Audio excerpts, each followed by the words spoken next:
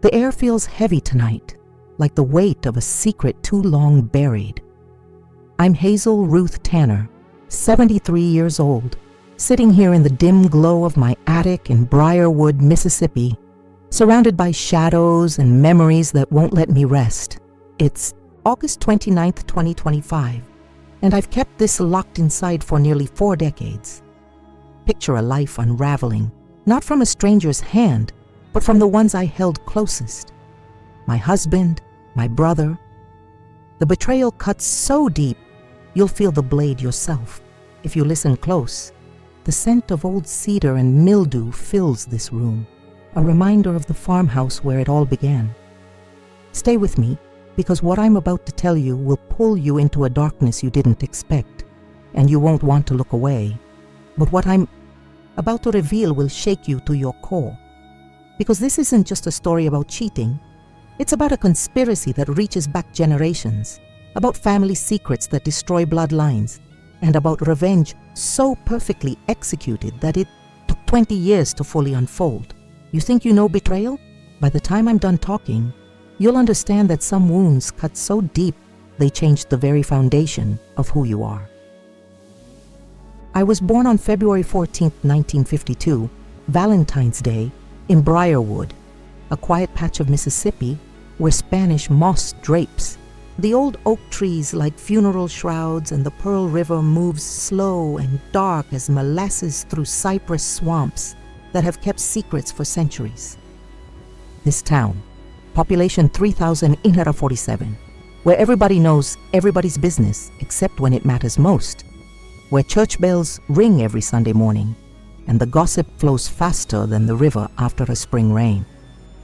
My daddy, Clarence Wade, was a man who understood the land better than he understood people.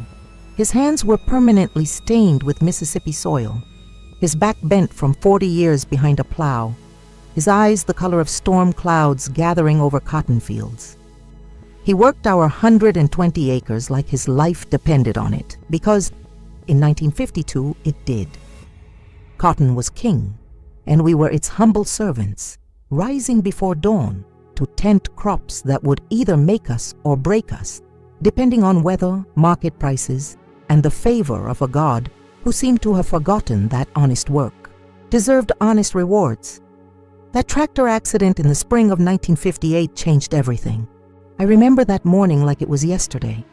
The way the mist hung over the fields, the way Daddy's coffee mug sat half empty on the kitchen table, the way Mama's face went white as Sunday sheets when Sheriff Morrison came to the door with his hat in his hands and that look in his eyes that meant somebody's world was about to end. The official report said mechanical failure. The brake line had snapped, they told us, and Daddy couldn't stop the John Deere as it rolled down the slope toward Mill Creek. They found him pinned underneath, his neck broken, his dreams of passing this land to his children buried with him, in Briarwood Cemetery, under a granite headstone that simply read, Clarence Wade, good husband, good father, good man. What they didn't tell us, what I wouldn't learn until decades later, was that brake lines don't just snap on their own, especially not brake lines that had been inspected and serviced just 2 weeks before by mechanics who knew their business. But I'm getting ahead of myself. That revelation comes later in this story, when the web of deception finally unravels and shows just how far back this betrayal really goes. After Daddy died, we were left with debt that felt like quicksand. The more we struggled, the deeper we sank. The farm equipment had to be sold to pay for the funeral. The 120 acres got mortgaged to the bank, then mortgaged again when the first loan came due, and we didn't have the money. Mama took in sewing, working by lamplight until her eyes burned and her fingers bled from needle pricks, stitching quilts and mending clothes for people who paid her in coins and sympathy. I was 6 years old. Vernon was 4, and we learned early that survival meant silence. Mama didn't have time for childish complaints or tears, not when every day was a battle to keep food on the table and a roof over our heads. She was a woman carved from determination and desperation, her spine straight as a church pew, her jaw set like concrete. Her hair, once golden as wheat, turned silver gray before she was 35, and her hands developed a permanent tremor from the strain of holding our world together with nothing but willpower and borrowed time. "Children," she would tell us every morning as we sat at the kitchen table eating cornbread and sorghum syrup, "we may not have much, but we have each other, and we have our pride. Don't you ever forget that the Wade name means something in this town. Your daddy was an honorable man, and you'll grow up to be honorable too, or you'll answer to me." School became my refuge and my salvation. Briarwood Elementary was a 2-story brick building with tall windows that let in golden afternoon, light and the sound of children's voices echoing through hallways that smelled of chalk dust and floor wax. My teacher, Miss Caroline Fitzgerald, was a spinster lady with kind eyes and infinite patience, who recognized something in me that I didn't even know existed: a hunger for knowledge, a desire to understand the world beyond our struggling farm. She would keep me after class, not for punishment, but to give me extra books to read, harder math problems to solve, essay topics that challenged me to think beyond the narrow confines of rural Mississippi. "Hazel," she would say, her voice soft but firm, "you have a mind that can take you places. Don't let circumstances limit what you can become." By the time I graduated from Briarwood High School in 1970, I was valedictorian of a class of 47. Students, most of whom would never leave Mississippi, never see beyond the cotton fields and pine forests that defined their existence. College wasn't an option. We couldn't afford the tuition, and Mama needed me to work. But I had dreams that stretched beyond the horizon like heat waves on summer asphalt. At 19, I started working part-time at Grace Methodist Church, helping with the nursery during Sunday services and Wednesday night prayer meetings. The church was the heart of Briarwood, a white clapboard building with stained glass windows that cast rainbow patterns on worn wooden pews, where 3 generations of the same families had worshipped, married, and mourned. Reverend Thomas McKinney was a man who preached about love and forgiveness, while his congregation practiced judgment and gossip. But the $25 a week I earned kept food on our table and hope in my heart. The babies I cared for became my substitute children, their innocent faces and trusting smiles, a reminder that goodness still existed in a world that often felt cruel and unfair. I would rock them during the sermons, singing soft lullabies that my own grandmother had sung to me, feeling something maternal and protective stir in my chest that I didn't fully understand, but treasured nonetheless. When I turned 23, Mr. Harold Brewster, president of the Briarwood Savings Bank, offered me a position as a teller. It was steady work, respectable work, the kind of job that came with health insurance and 2 weeks paid vacation and the possibility of advancement if you proved yourself reliable and trustworthy. I bought my first real dress, navy blue with pearl buttons and a belt that cinched at the waist, and walked into that bank on my first Monday morning feeling like I was stepping into a new life. The bank was housed in a red brick building on Main Street with marble floors that echoed when you walked across them, and teller windows protected by brass bars that made you feel both important and slightly imprisoned. I learned to count money with precision, to recognize the signatures of Briarwood's most prominent citizens, to smile politely at customers, even when they were rude or demanding or treated me like I was nothing more than a servant in a nice dress.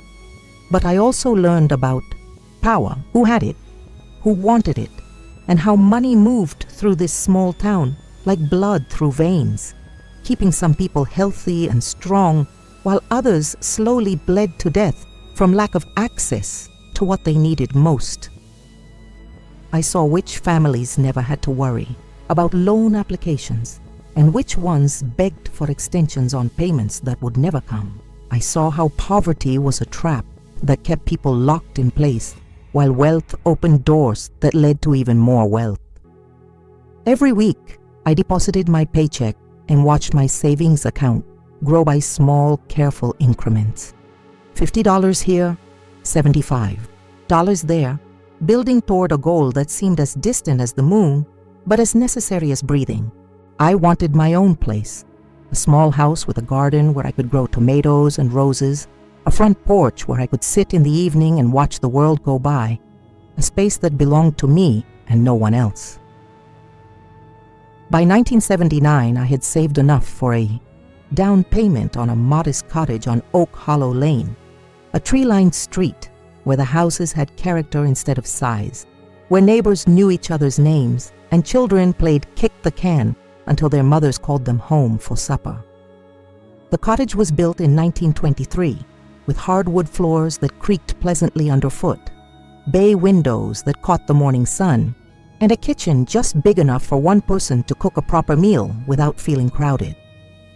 That cottage represented everything I had worked for: independence, security, the promise of a future that I could control and shape according to my own desires instead of the circumstances that had defined my childhood.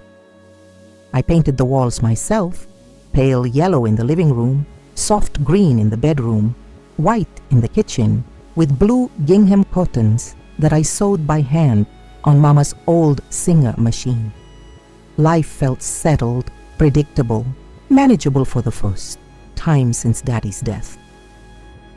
I had established routines that gave structure to my days: work at the bank from 9 to 5, grocery shopping on Thursday evenings, church on Sunday mornings, quiet evenings reading library books or tending my small garden. I was content, if not exactly happy, with a life built on my own terms and sustained by my own efforts. And then Harlan Judd walked into my world like a tornado touching down on a clear day, destroying everything in his path while I stood mesmerized by the sheer force of his presence. It was October 12th, 1979, at the Briarwood Harvest Jamboree, an annual festival that transformed the town square into a carnival of colored lights, food booths, carnival games, and live music that drew people from 3 counties to celebrate another successful growing season. I was working the church booth, selling slices of pound cake and sweet tea to raise money for the new Sunday school building, when I looked up from making change and saw him watching me with eyes the color of aged whiskey and a smile that made my knees forget how to hold my weight. Harlan Judd was 34 years old, 6 feet 2 inches tall, with shoulders broad enough to carry the world and hands that looked like they could build houses or tear them down depending on his mood. His family owned the sawmill that employed half the men in Briarwood, and he carried himself with the confidence of a man who had never doubted his place in the world or his ability to get what he wanted. "You're Clarence Wade's daughter," he said, not asking but stating a fact that somehow sounded like poetry when it came from his lips. "I remember your daddy. Good man. Terrible thing, that accident." The way he said accident made something flutter in my chest. Not romance, but recognition, like my soul had been waiting 21 years to hear that particular inflection in that particular voice. Later, I would understand that flutter was warning, not attraction, but in that moment, surrounded by carnival lights and the smell of cotton candy, it felt like destiny. "Yes, sir," I replied, trying to keep my voice steady while my hands shook as I cut another slice of Mrs. Henderson's famous coconut cake. "I'm Hazel Ruth Wade." "Hazel Ruth," he repeated like he was tasting my name to see if he liked the flavor. "Pretty name for a pretty girl. Your laugh is sweeter than any dessert at this jamboree, I can tell you that." He bought a slice of cake he didn't eat, a cup of sweet tea he didn't drink, and a raffle ticket for a quilt he didn't need, all while keeping up a conversation that made me feel like I was the only person at the entire festival. When the evening wound down and I was packing up leftover cake and wax paper, he appeared at my elbow with an offer to walk me home that I should have declined, but didn't have the strength to refuse. The walk from the town square to Oak Hollow Lane takes exactly 12 minutes if you follow the sidewalks and don't dawdle. Harlan made it last 45 minutes, taking the long way through neighborhoods I'd never seen, telling me stories about his travels. He'd been to Memphis and Atlanta, New Orleans and Mobile, places that seemed as exotic as Europe to a girl who'd never been more than 50 miles from where she was born. "You're different from most women in this town," he said, as we finally reached my front gate, the cottage windows glowing warm and welcoming in the darkness. "You've got something special, Hazel Ruth, something that deserves better than what this little town can offer." I should have asked what he meant. I should have wondered why a successful, worldly man like Harlan Judd was interested in a small-town bank teller with more dreams than prospects. I should have listened to the voice in my head that whispered warnings about smooth talkers and men who appeared too good to be true. Instead, I invited him in for coffee. That night, sitting in my tiny living room with him taking up more space than the furniture had ever seen, I felt like I was auditioning for a role I'd been rehearsing my whole life without knowing it. He admired my books, complimented my decorating, asked thoughtful questions about my work at the bank and my dreams for the future. When he finally left at nearly midnight, he kissed my hand like I was a lady in a fairy tale and promised to call the next day. He kept that promise, and the next day, and the next. For 6 months, Harlan Judd courted me with an intensity that felt like drowning in warm honey. He brought me flowers every Friday, not grocery store bouquets, but elaborate arrangements from the florist in Hattiesburg that cost more than I made in a week. He took me to restaurants in Jackson where the waiters wore bow ties and the menus were written in French, where I felt sophisticated and worldly and completely out of my depth all at the same time. He gave me gifts that seemed thoughtful and romantic, but should have raised questions I was too infatuated to ask. A pearl brooch that belonged to his grandmother, he claimed, though it still had the price tag from a jewelry store in New Orleans tucked beneath the velvet lining of the box. A hand-painted china lamp that he said reminded him of my grace and beauty, though I later discovered it was mass-produced and sold in department stores across the South. A cast-iron Dutch oven with roses etched around the rim that he insisted would help me cook the kinds of meals a man appreciated, though I had been cooking perfectly fine meals for years without his assistance or approval. But the gifts worked, their intended magic making me feel cherished and valued in ways I had never experienced. No one had ever spent money on me before, never made me feel worth the effort of elaborate gestures and expensive tokens of affection. When you've been hungry for attention your whole life, even artificial sweetness tastes like ambrosia.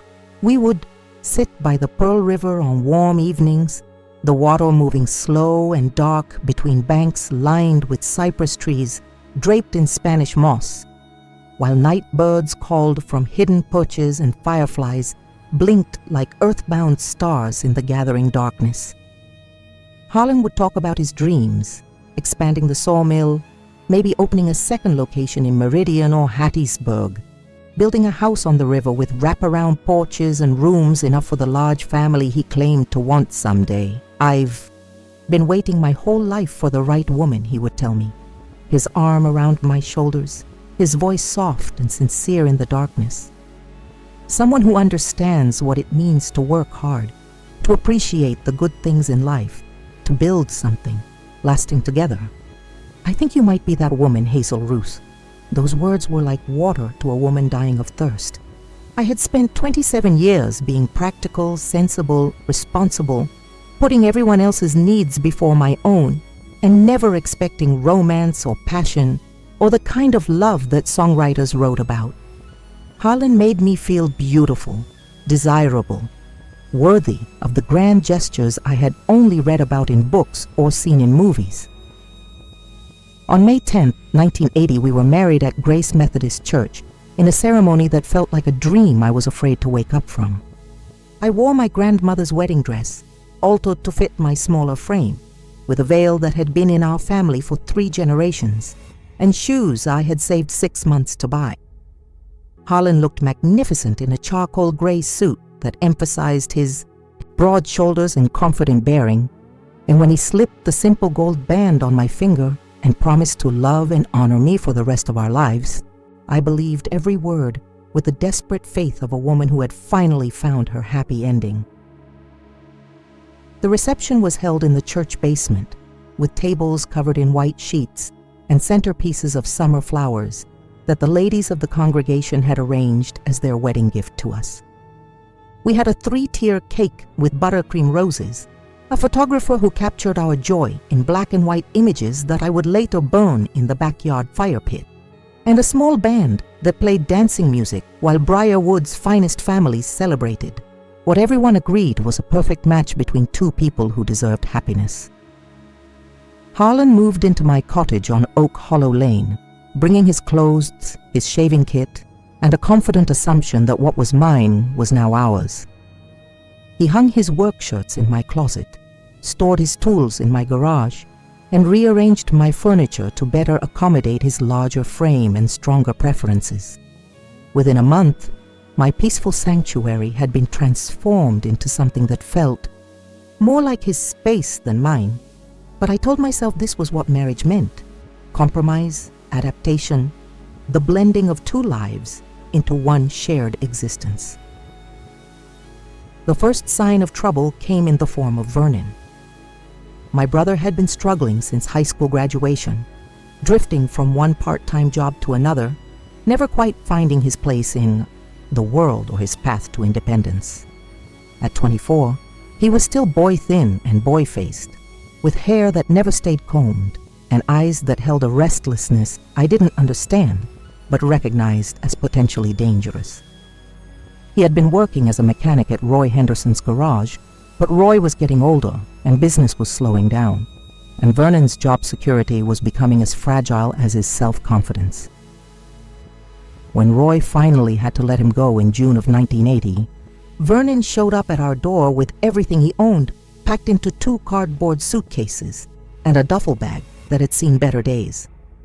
"Hazel, I hate to ask," he said, his voice small and ashamed, "but I need a place to stay until I can get back on my feet. Just temporary, I swear. A month, maybe 2 at the most." I looked at Harlan, expecting to see reluctance or annoyance in his expression, but instead found something else entirely. Interest, calculation, a measuring look that made me uncomfortable without knowing why. "Of course Vernon can stay," Harlan said before I could respond. "Family takes care of family. We've got that old shed out back that's not being used for anything important. Fix it up a little, add some insulation and a space heater, and it'll make a fine temporary place for a young man to get his bearings." So Vernon moved into our converted shed, and I told myself I was happy to help my brother during a difficult time. The shed had been built by the previous owner as a workshop, with electricity and running water, concrete floors, and enough space for a bed, a dresser, and a small table where Vernon could eat his meals and plan his next move. Harlan helped him install better lighting, brought him a used television from the sawmill office, and even contributed a small refrigerator that he claimed was surplus equipment from the mill's break room. I should have been grateful for Harlan's generosity toward my brother. I should have seen his willingness to welcome Vernon into our lives as evidence of his good heart and family values. Instead, I found myself watching them together with a growing unease that I couldn't name but couldn't ignore. There was something about the way they looked at each other, too long, too knowingly, like they shared secrets that didn't include me. Harlan would bring Vernon coffee in the morning before heading to work, the two of them standing close together by the shed door, their voices too low for me to overhear from the kitchen window. Vernon would appear at our back door just as Harlan was arriving home from the sawmill, timing that seemed too convenient to be accidental, and they would disappear into the shed for what Harlan called man talk about job prospects and plans for the future. When I asked Vernon about these conversations, he would shrug and say they weren't talking about anything important, just passing time and getting to know each other better. When I mentioned to Harlan that Vernon seemed to be settling in rather than actively looking for work, he would remind me that good jobs were hard to find, and we should be patient with family members who were going through difficult times. Your brother just needs some confidence," Harlan would tell me as we lay in bed at night, his hands stroking my hair in a gesture that once felt loving but was beginning to feel possessive. "He's been knocked around by life a little, but he's got potential. Give him time, Hazel Ruth. Give him space to figure things out." But time and space weren't helping Vernon figure anything out. They were making him more comfortable with dependence, more willing to let others carry the weight of his responsibilities, while he drifted through days without purpose or ambition. He would sleep until noon, spend afternoons tinkering with an old motorcycle he'd bought with his final paycheck from Roy's garage, and evenings sitting on the porch sharing beer and conversation with Harlan that somehow never included me despite my presence just a few feet away. The first crack in my carefully constructed happiness appeared on a humid night in late July 1980. I had been battling a summer cold that left me exhausted and congested, and I'd gone to bed early with a cup of githbe, hot tea, and a romance novel, planning to sleep off the worst of the symptoms. Around midnight, I woke up thirsty and disoriented and stumbled to the kitchen for a glass of water. The house was dark except for a thin line of light showing under the back door, and I could hear voices from the direction of Vernon's shed. Harlan's deep rumble and Vernon's lighter responses, punctuated by laughter that sounded somehow different from the casual amusement of men sharing jokes or stories. Curious, I moved to the kitchen window and peered through the gap in the curtains toward the shed. What I saw made my blood run cold. Harlan and Vernon were standing very close together outside the shed door, closer than men typically stand when having casual conversation. Harlan's hand was resting on Vernon's shoulder in a gesture that looked protective and possessive at the same time, and Vernon was looking up at him with an expression I had never seen before. Soft, vulnerable, almost worshipful. As I watched, Harlan's hand moved from Vernon's shoulder to cup the back of his neck, and Vernon leaned into the touch like a cat seeking warmth. They stood that way for what felt like hours but was probably only seconds, and then Harlan leaned down and said something that made Vernon laugh. Not the forced laughter of someone trying to fit in, but genuine amusement, the kind of happy sound he hadn't made since we were children. I backed away from the window with my heart hammering against my ribs, telling myself I was seeing things that weren't there, misinterpreting innocent gestures between two men who were simply becoming friends. Men touched each other all the time. Handshakes, shoulder pats, the casual physical contact that came with shared activities and common interests. There was nothing unusual about what I had witnessed, nothing that justified the sick feelings spreading through my stomach like poison. But I knew what I had seen, and I knew what my instincts were trying to tell me, even as my conscious mind rejected possibilities too terrible to contemplate. The next morning, Harlan seemed different somehow, more relaxed, more affectionate, almost giddy with some secret happiness that made him whistle while he shaved and hum while he dressed for work. He kissed me goodbye with unusual enthusiasm, his hands lingering on my waist as he told me he loved me and would see me that evening for the dinner I was planning to cook.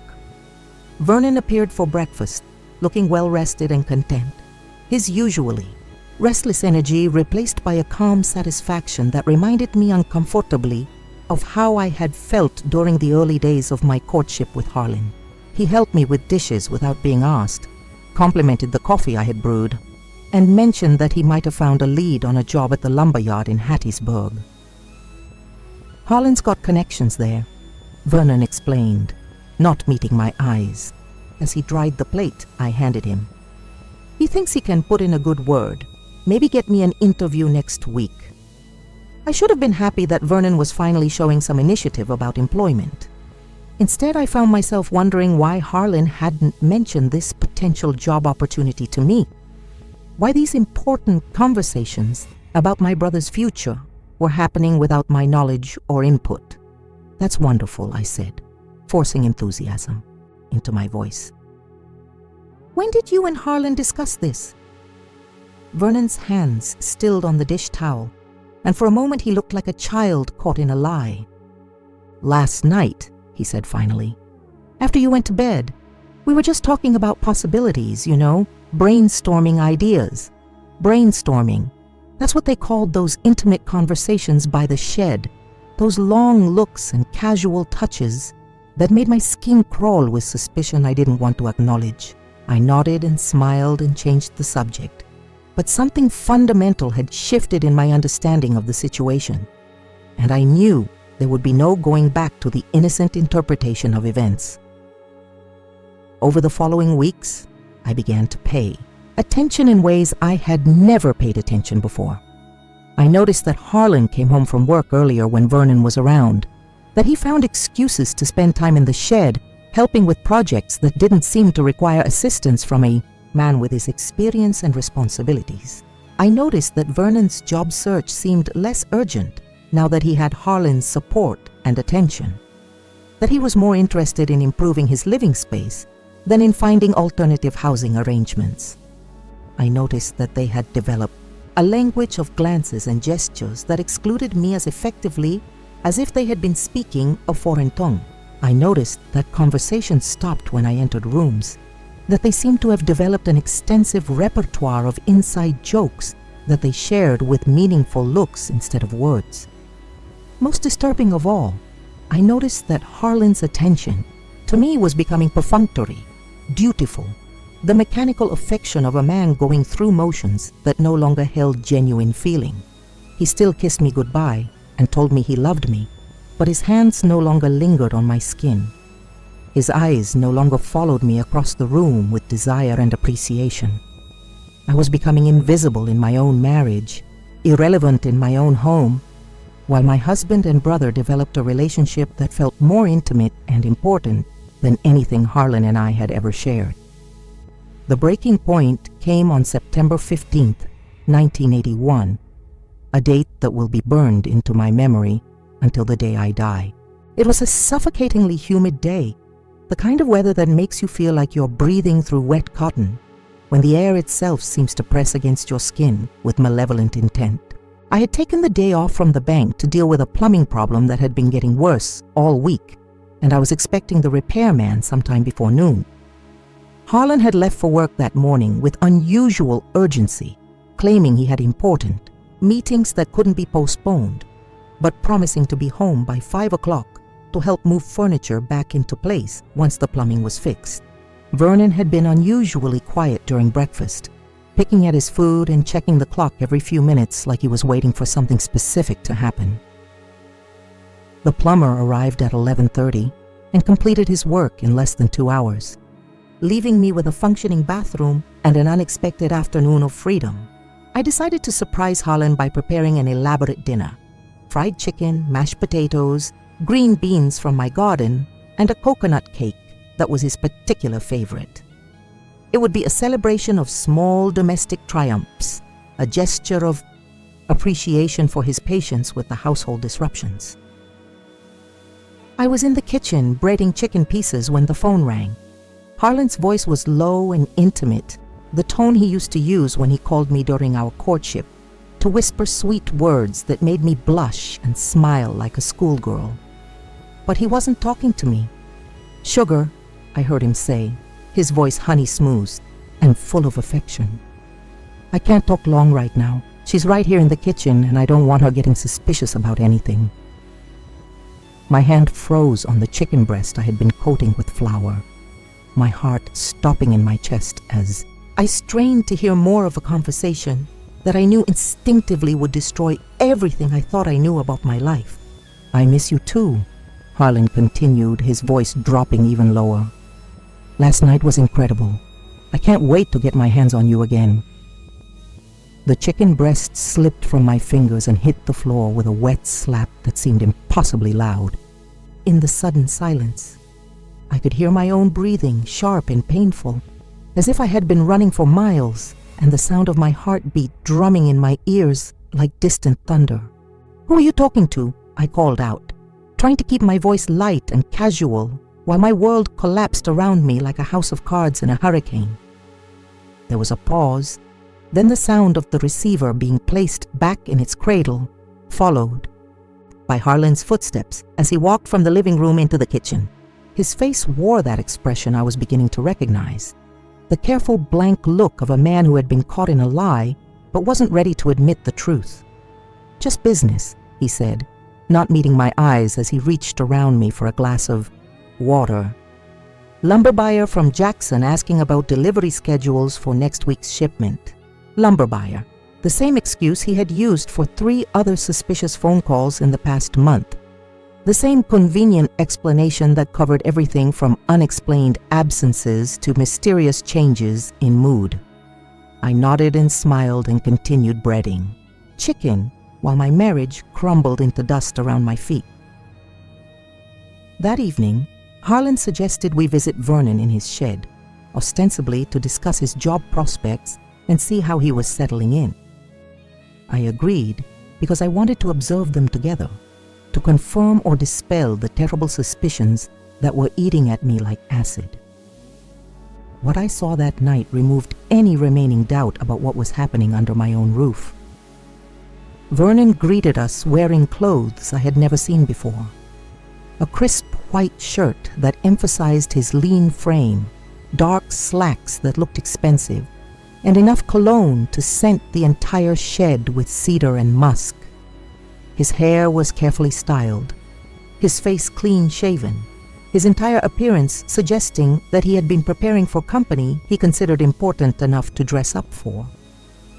When Harlan walked through the door, Vernon's face lit up like a Christmas tree, his usual restless, energy replaced by focused attention that made him seem younger and more alive than I had seen him in months. "Harlan," he said, and there was something in the way he spoke my husband's name that made my skin crawl. Intimate, possessive, full of meanings I didn't want to understand. "How's my Vernon doing tonight?" Harlan replied, and the casual possessiveness in those words hit me like a physical blow. My Vernon. Not our Vernon, not just Vernon, but my Vernon, claimed and owned in a way that left no room for confusion about where Harlan's true loyalties lay. I watched them position themselves in the small space, noting how they seemed to orbit each other like binary stars locked in gravitational embrace, how their conversation flowed with the easy intimacy of people who spent significant time together, how they seemed to communicate as much through glances and gestures as through actual words. When Harlan complimented Vernon on his appearance, Vernon blushed like a bride receiving her first compliment from her groom. When Vernon offered Harlan a beer, he opened it with hands that trembled slightly, like someone nervous about pleasing a person whose opinion mattered more than anything else in the world. I sat in the corner chair Vernon had provided for me, supposedly part of this cozy family gathering, but feeling more like an unwelcome observer at a private moment between 2 people who wished I wasn't there. Their conversation touched on safe topics, weather, local news, Vernon's job search, but underneath the innocent surface, I could sense undercurrents of meaning that excluded me as effectively as if I had been speaking a foreign language. This final confirmation came when Harlan reached over to brush a piece of lint from Vernon's shirt collar, his fingers lingering on my brother's neck for a moment longer than necessary, while Vernon closed his eyes and leaned into the touch like a cat seeking warmth from a favorite human. I managed to sit through another hour of this performance, making appropriate responses to questions I barely heard, smiling at jokes I didn't find funny, pretending to be the loving wife and sister, while my heart broke into pieces so small they could never be put back together again. That night, I lay, awake in the bed I shared with a man who was dreaming of someone else, staring at ceiling shadows cast by moonlight, filtering through curtains that had once made me feel safe and protected. Every breath felt like swallowing glass, every heartbeat like a hammer blow to my chest, and I knew with absolute certainty that my marriage was over, even if the divorce papers hadn't been filed yet. But more than that, I knew that this betrayal went deeper than a simple affair. This wasn't just about sex or momentary temptation or the kind of marital problems that could potentially be worked through with counseling and forgiveness. This was about fundamental deception, about a carefully orchestrated plan that had been in motion long before I realized I was a target. Harlan hadn't fallen in love with Vernon after moving into my cottage. He had married me to get access to Vernon, had courted me and charmed me, and convinced me to open my home to my brother so that he could pursue a relationship that had probably been developing long before our wedding day. I was the cover story, the convenient disguise that allowed them to be together without arousing suspicion in a small town where certain types of relationships were not tolerated or understood. I was the beard, the unwitting accomplice, the fool who had provided them with the perfect setup for their deception. The next morning, I went through the motions of normal life, while my soul died a little more with each passing hour. I made coffee with hands that shook only slightly, cooked breakfast for a husband who barely looked at me, and listened to him make excuses about working late again that night. When he kissed my cheek goodbye, his lips felt cold as winter stone, and I had to grip the kitchen counter to keep from screaming. Vernon appeared for his usual late breakfast, humming under his breath with contentment that made me want to grab him by the shoulders and shake him until his teeth rattled. Instead, I poured his coffee, buttered his toast, and watched him eat while my stomach churned with nausea that had nothing to do with physical illness and everything to do with the complete destruction of everything I had believed about my life. "You seem quiet today, Hazel," Vernon said between bites of eggs that I had cooked perfectly, despite wanting to poison them. "Everything all right? Everything all right? My husband was having an affair with my brother. My marriage was a sham. My home had become a stage for deceptions that made me feel like a stranger in my own life, and my sweet baby brother was asking if everything was all right." "Just tired," I managed to say, my voice sounding normal despite the screaming in my head. "Didn't sleep well last night." "Maybe you should see Doc Williams," Vernon suggested with what seemed like genuine concern, though I was beginning to question whether anything about him was genuine anymore. "Could be you're coming down with something." I was coming down with something, all right. A terminal case of betrayal that was going to kill the woman I used to be and birth something entirely different in her place. But Vernon didn't need to know that yet. Neither of them needed to know what I had figured out until I was ready to use that knowledge in ways that would serve my purposes instead of theirs. So I smiled and nodded and told him I'd consider making a doctor's appointment, all while my mind began working on plans that would have shocked the innocent bank teller I had been just 24 hours earlier. You see, betrayal is a teacher like no other. It strips away illusions and false hopes, burns through comfortable lies, and shows you exactly what you're capable of when survival is at stake. The Hazel who had gone to bed the night before might have confronted them directly, might have demanded explanations and apologies, might have tried to salvage something from the wreckage of her marriage through tears and pleading and desperate attempts at understanding, but that Hazel was gone, murdered by the sound of her husband calling another person sugar in the voice he had once reserved for her alone. The woman who woke up in her place was harder, sharper, infinitely more dangerous than anyone in Briarwood could have imagined. I began my real education that very day, starting with a trip to the Hattiesburg Public Library during my lunch break from the bank. I told my supervisor I had a dental appointment, drove 45 minutes to a city where no one would recognize me or ask questions about my research topics, and spent an hour learning about private investigators, surveillance techniques, and the legal requirements for gathering evidence of adultery in Mississippi divorce proceedings. The librarian, a middle-aged woman with kind eyes and sensible shoes, helped me find books about infidelity, emotional recovery from betrayal, and the practical aspects of rebuilding your life after discovering that everything you believed was a lie. I checked out 3 books using a library card I obtained with identification that listed my maiden name, and I read them that evening after Harlan left for another late meeting that probably involved my brother and activities I refused to let my imagination explore. Within a week, I had contacted Franklin P. Kowalski, private investigator, whose discreet advertisement in the back of a Jackson newspaper promised marital investigations handled with complete confidentiality. Frank, as he asked me to call him, was a retired police detective who had opened his own agency after 25 years of seeing the worst that people could do to each other. His office was located above a hardware store on a side street that tourists never found, and his rates were reasonable for someone who understood that not every betrayed spouse had unlimited resources to spend on revenge.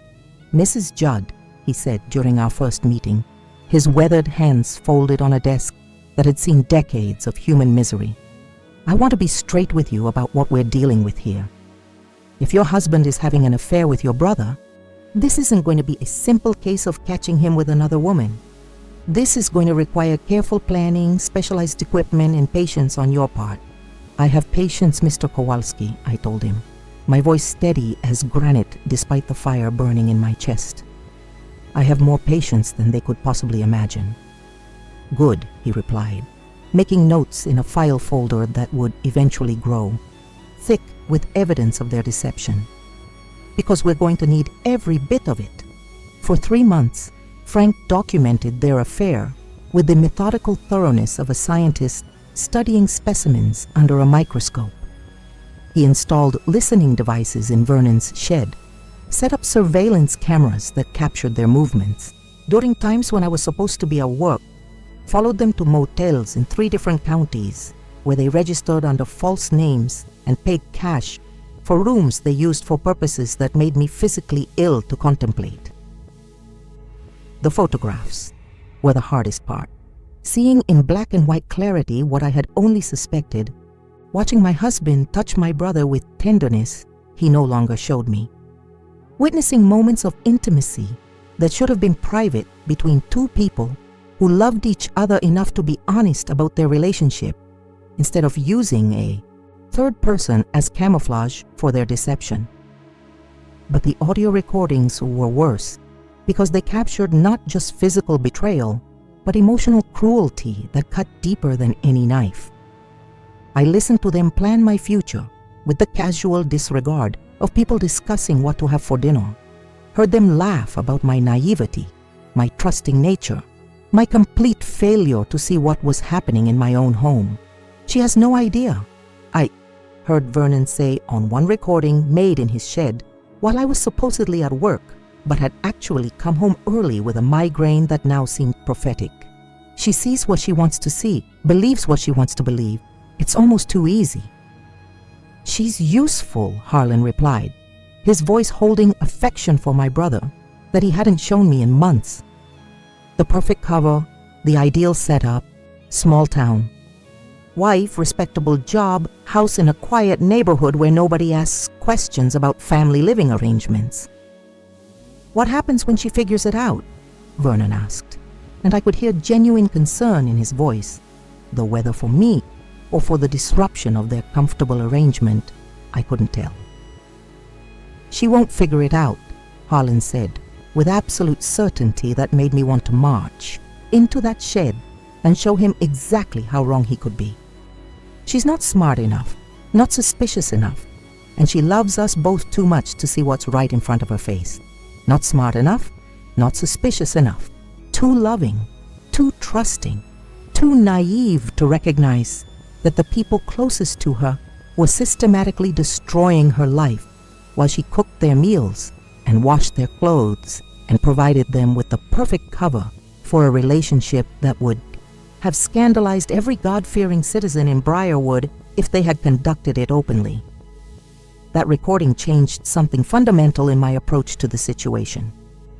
Up until that moment, I had been thinking in terms of divorce, separation, the standard remedies available to women whose husbands cheat.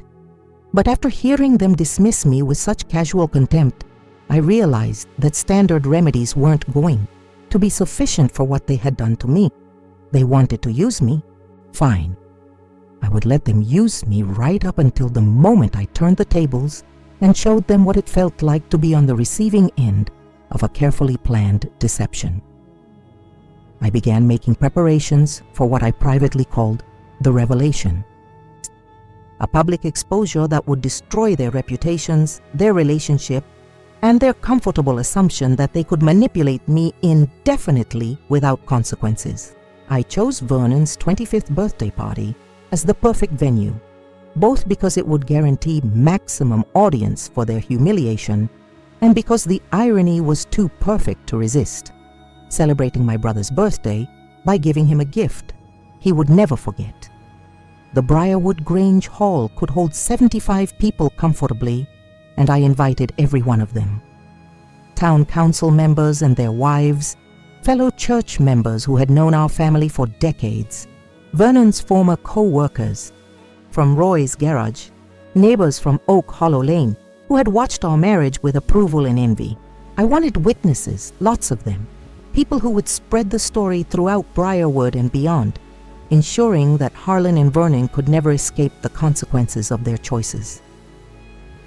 I hired a photographer to document the evening, ordered flowers that cost more than I usually spent on groceries in a month, arranged for a 3-piece band that specialized in the kind of music that encouraged people to linger and socialize instead of eating and leaving quickly.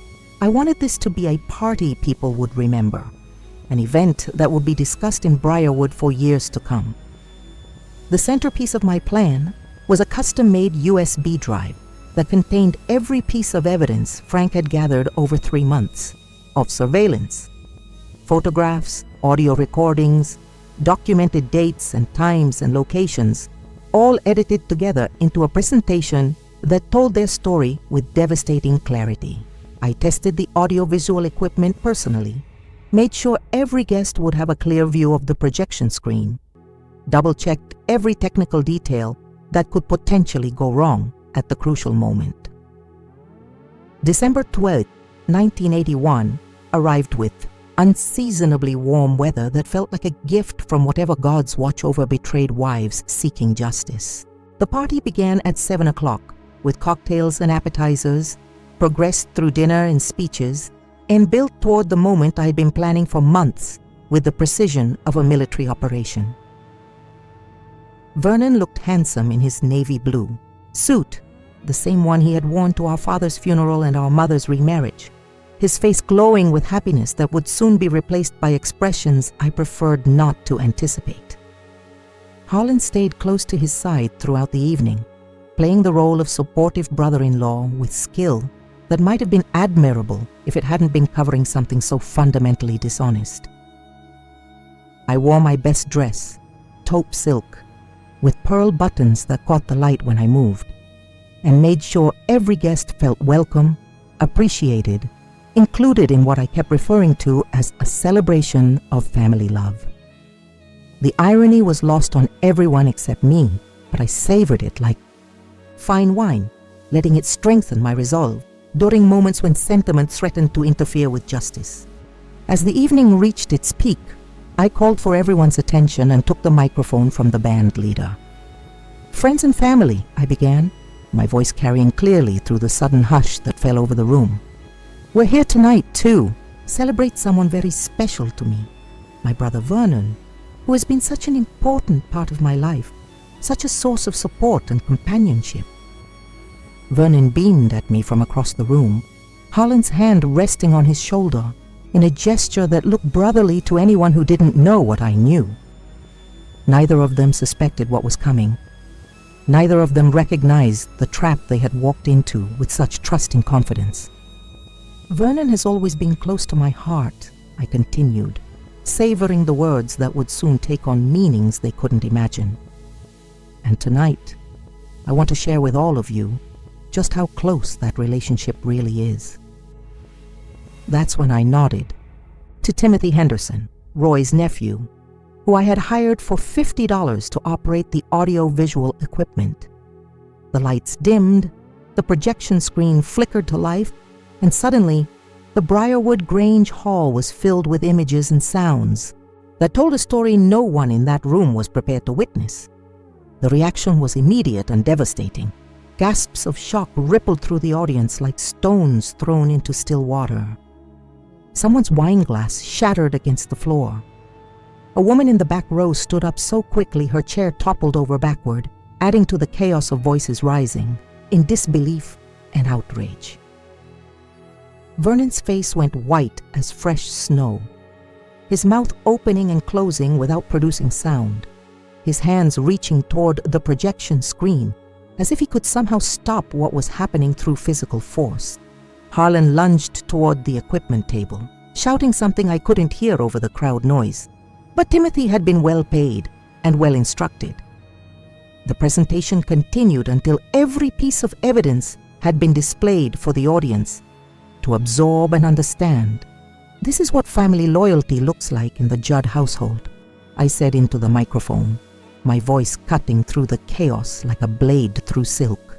"This is what happens when people think they can use someone who loves them, when they assume kindness means weakness, when they mistake forgiveness for stupidity." The room fell silent except for the sound of breathing and heartbeats and the rustle of clothing as people shifted uncomfortably in their seats. All eyes were on me now, not on the projection screen, not on Vernon and Harlan, but on me, the wronged wife who had just turned the tables on everyone who had underestimated her capacity for strategic thinking. "You didn't just take my husband," I said directly to Vernon, looking him in the eyes while everyone listened to words that would be repeated in every beauty salon and barber shop in Briarwood for months to come.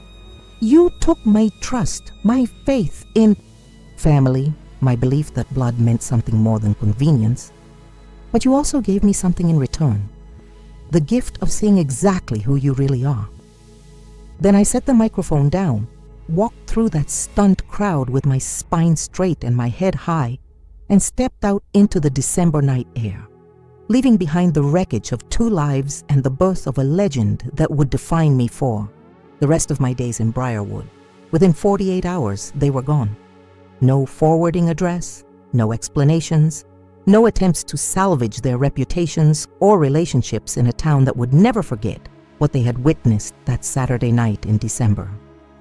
Vernon cleaned out his shed and disappeared like smoke, leaving behind only a forwarding address for his final paycheck from Roy's garage. Harlan packed his belongings and abandoned his position at the sawmill, forfeiting years of work and advancement for the freedom to start over somewhere that didn't know his story. I should have felt victorious. I should have been satisfied with the completeness of their humiliation, the perfection of my revenge, the justice of seeing them forced to live with the consequences of their choices. Instead, I felt empty, hollowed out, like a house after a fire has burned away everything that made it home. The cottage on Oak Hollow Lane seemed too big and too quiet without them, filled with shadows and memories I didn't want but couldn't escape. I moved through rooms that held traces of their presence, Harlan's coffee cup still in the sink, Vernon's magazine still folded on the kitchen table, and wondered if I had won a war or simply destroyed the battlefield along with everything else I cared about. Divorce proceedings began in January 1982, handled by a lawyer who specialized in what he delicately called unusual circumstances. Harlan didn't contest anything, not the division of property, not the allocation of debts, not the restraining order that prevented him from coming within 500 yards of my home or workplace. He signed every paper promptly and completely, apparently eager to sever all legal connections to a woman who had proven more dangerous than he ever imagined possible. By April, I was officially single again, free to rebuild my life according to my own preferences and priorities. I kept my maiden name professionally, but legally reverted to Wade, erasing the Judd identity that had brought me nothing but pain and betrayal. I sold Harlan's abandoned belongings to pay for lawyer fees, donated Vernon's left-behind possessions to charity, and converted the shed back to storage space for gardening equipment and seasonal decorations. The bank promoted me to assistant manager in recognition of my reliability and competence, raising my salary enough to make the cottage payments more manageable and my future more secure. I enrolled in night classes at the community college, working toward a degree in business administration that would open doors to opportunities I had never considered when marriage seemed like the ultimate goal of my existence. But the real changes were internal, invisible to co-workers and neighbors who saw only a woman recovering from a difficult divorce with admirable resilience and dignity. Inside, I had become someone harder, more calculating, infinitely more aware of human capacity for deception and self-interest. I trusted less easily, loved more carefully, and never again made the mistake of assuming that blood relationships guaranteed loyalty or that wedding vows meant permanent commitment. Years passed. I heard occasional rumors about Harlan and Vernon. They had moved to Alabama, then Florida, then Texas, always staying ahead of gossip and judgment, always starting over in places that didn't know their history. Sometimes people claimed to have spotted them together at truck stops or construction sites. Still a couple, still living the relationship they had been forced to conduct secretly in Briarwood. I felt nothing when I heard these reports. No anger, no satisfaction, no curiosity about whether they had found happiness together after destroying mine in pursuit of it. They had become characters in someone else's story, people I used to know who had chosen paths that no longer intersected with my own. In 1987, 5 years after the divorce, I received a phone call that brought their names back into my life with unwelcome urgency. Vernon was in a hospital in Mobile, the voice on the phone told me. A construction accident had left him paralyzed, and he was asking for me, claiming I was his only living relative, begging for someone from his family to come see him during what doctors predicted might be his final weeks. I hung up without giving an answer, but the call haunted me for days. This was my brother, the boy I had protected and nurtured and loved with the fierce devotion that only siblings understand. Whatever he had done to me, whatever pain he had caused, he was still Vernon Lee Wade, still the child who had followed me everywhere, still the person who had shaped my understanding of what family meant before he destroyed my faith in family bonds. 3 days later, I made the drive to Mobile. The man I found in that hospital bed was a shadow of the brother I remembered. The accident had aged him decades in a matter of months, leaving him gaunt and gray, his hands trembling with weakness that made him seem older than our 60-year-old mother. When he saw me walk through the door, he began crying with relief that broke something in my chest I thought had healed completely. "Hazel," he whispered, his voice thin as paper and just as fragile. "I didn't think you'd come. I didn't think you'd ever want to see me again." I sat beside his bed for exactly 2 hours, listening to apologies that came 20 years too late, explanations that changed nothing about the choices he had made, regrets that couldn't restore the innocence he had stolen from me. He told me about the life he and Harlan had built together, the struggles they had faced in communities that weren't as tolerant as they needed to be, the love they had shared that felt genuine even though it had been founded on my destruction. "I never stopped loving you," he said, as visiting hours ended and I prepared to leave. "You're my sister, Hazel. Nothing that happened between us changes that." I stood up, straightened my coat, and looked down at this stranger who shared my blood but not my values, my history but not my future. "Vernon," I said, my voice gentle but final, "love isn't something you feel, it's something you do. And what you did had nothing to do with love." That was the last time I saw my brother alive. He died 3 weeks later, alone except for Harlan, who had driven from Texas to be with him during his final days. I didn't attend the funeral, sent no flowers, offered no condolences. Some wounds are too deep for forgiveness, some betrayals too complete for reconciliation. Harlan called me once after Vernon's death, his voice broken with grief and regret, asking if we could meet somewhere to talk about the past, to find some way to make peace with the choices that had defined all of our lives. I listened to him cry through the phone lines for exactly 60 seconds, then hung up without saying a word. Whatever healing he needed to do, whatever absolution he was seeking, he would have to find it somewhere else. The years that followed were quiet ones, filled with work and community involvement, and the slow construction of a life built on my own terms, according to my own values. I never remarried, never trusted anyone enough to share my space or my secrets, never forgot the lessons Vernon and Harlan had taught me about the price of naive faith in human goodness.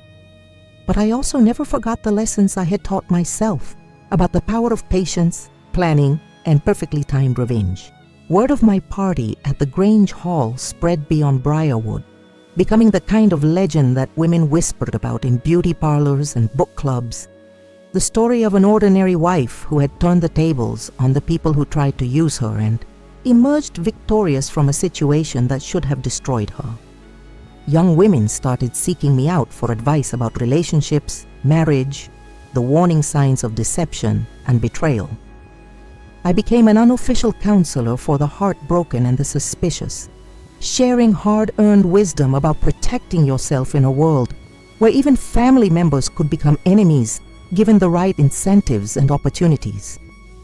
Some people called me bitter, unforgiving, cold as winter stone.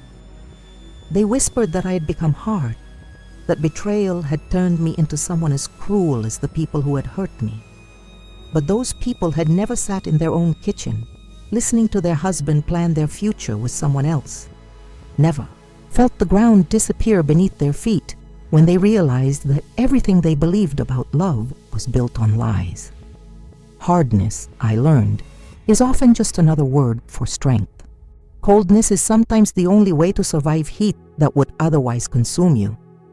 And cruelty is occasionally the most honest response to people who mistake kindness for weakness and use that mistake to justify treating you as expendable. Now, at 73, I sit in this attic surrounded by the life I built from the ashes of the one they destroyed, and I regret nothing. Not the party, not the exposure, not the years of loneliness that followed, not the reputation for ruthlessness that keeps certain types of people at a respectful distance. Every choice I made after that September night in 1981 was a choice made in service of my own survival, my own dignity, my own refusal to be anyone's convenient cover story ever again. The cottage is paid for, the garden thrives, the bank account grows steadily with each passing year. I have friends who understand that loyalty must be earned and demonstrated, not assumed based on blood or marriage certificates. I have interests that sustain me, routines that comfort me, and the deep satisfaction of knowing that I am exactly who I choose to be instead of who someone else needs me to be. And sometimes on nights like this, when the air is heavy with memories and the weight of stories finally told, I think about the girl I used to be, trusting, hoping, believing in fairy tale endings and the fundamental goodness of human hearts. I don't miss her, that innocent child who thought love meant never having to question anyone's motives or guard against betrayal from the people closest to you. But I honor her memory by living the life she deserved, independent, honest, unashamed, of the strength it took to survive what they did to her and emerge as someone even more formidable than they ever imagined possible. That's my gift to you tonight, the lesson I've learned from 44 years of living with the consequences of that revelation. Betrayal is a teacher, but you get to choose what it teaches you. You can let it make you smaller, more suspicious, more afraid of trusting anyone ever again. Or you can let it show you exactly what you're capable of when survival is at stake, when justice depends on your willingness to be stronger and smarter and more patient than the people who underestimated you. I chose strength. I chose justice. I chose to become the kind of woman who never again has to wonder if the people she loves are planning her destruction while she cooks their dinner. And if that makes me hard, cold, unforgiving in the eyes of people who have never had to rebuild their entire identity from the ground up, then so be it. Better to be respected for your strength than pitied for your weakness. Better to be feared for your intelligence than dismissed for your naivety. Better to be alone with your dignity intact than surrounded by people who see you as nothing more than a convenient cover for their real lives. The story doesn't end here, because life doesn't end with revenge, no matter how perfectly executed. But it does end with the knowledge that some battles are worth fighting, some secrets are worth exposing, and some betrayals deserve consequences that last long enough to teach everyone involved the real price of treating another human being as expendable. If you've stayed with me through this long, dark journey, if you've listened to every word and felt the weight of every betrayal, then you understand something important about human nature. We are all capable of both great cruelty and great strength, often within the same relationship, sometimes within the same conversation. The choice is always ours. Who we become in response to what others do to us, how we use the pain they cause us, whether we let their actions define our future or use their betrayal as fuel for building something stronger than what they destroyed. It built something stronger. I became someone stronger, and that, in the end, is the only victory that truly matters.